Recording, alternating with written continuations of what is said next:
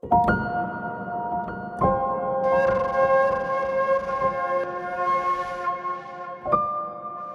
not many 72-year-olds that I know still doing Aikido. When I first started, when I was 26, we used to try putting our head on one chair and our heel on the other chair and just lie flat and then get someone to sit on it. We could do all sorts of stuff, probably till I turned about 55 or 56. And I thought, I can't continue to do it to this level, otherwise I'm going to be a broken woman.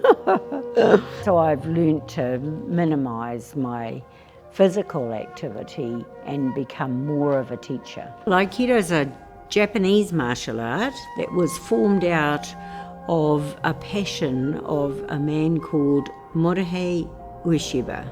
Quite a sickly child, and his father encouraged him to do physical activity. Over a period of time, he developed Aikido out of a number of other martial arts. Aikido is essentially a defensive martial art in that somebody attacks you and you defend yourself against that attack.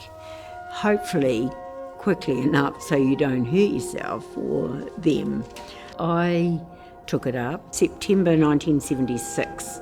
My husband at the time was doing Aikido and he kept going away when he came home from work, and I got a bit sick of being at home all day with the kids and then having to be at home all night with the kids too, and I thought I better, instead of being a bitchy wife, I better find out what's going on. So I went along to see what he was doing, and I thought, oh, this is good, I could do this. There's no women here, we need to do something about that. And then it just developed over time. So I started in 76 at the Onihanga dojo. In 1981, I'd completed my nursing degree, and in 1982, I got my black belt in Aikido. We set the club up down here.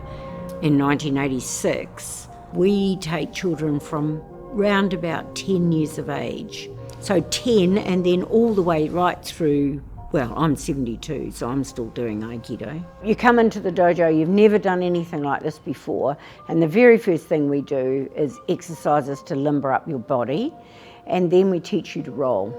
And actually quite hard for people to roll. Children, very easy because they do that at school, they tumble and stuff all the time, but adults, they look down at the mat and they think, oh my goodness, what a long way to go.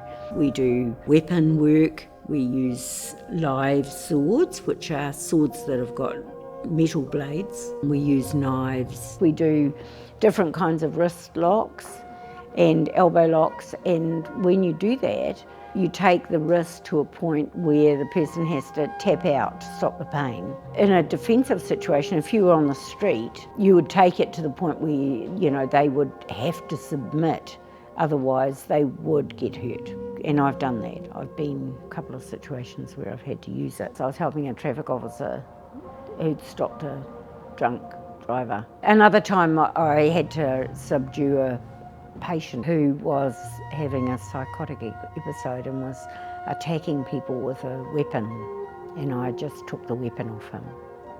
But I think the most important thing about Aikido is if you can diffuse the situation before it gets to the point where people are being aggressive, you're in a better place, really. I can see if somebody's going to attack me, I get there before they attack me. So, and that's all about intuiting what's coming and then being able to deal with it. So if somebody's got a bottle and they're going to attack you with a bottle, for example, what they have to do is they have to bring their arm up like that and they have to hit you. So you've got all of that time to defend yourself. So as long as you can get inside that, they can't hit you with it. You've only got sight in one eye. Oh, that's right, I have, yes. It's been like that since I was 13. You do need good peripheral vision. So I've had to develop a way of managing that. And if you don't see it coming, well, you're going to get hurt, really. You're going to get hit. Both my boys, my youngest child is now a 3rd degree black belt. That's Damon. And Nicholas, he's got his brown belt. So he's one off getting his 1st degree black belt. My grandchildren, so my older boy, Ethan, He has a black belt and Seth's got a brown belt. We're meeting at the moment twice a week on Mondays and Wednesdays. I'm wanting to, once I retire, at some stage I will, to start a day class here, because I've already got people knocking on the door wanting me to do it, so I will do that. I think basically with Aikido, it's a way of life.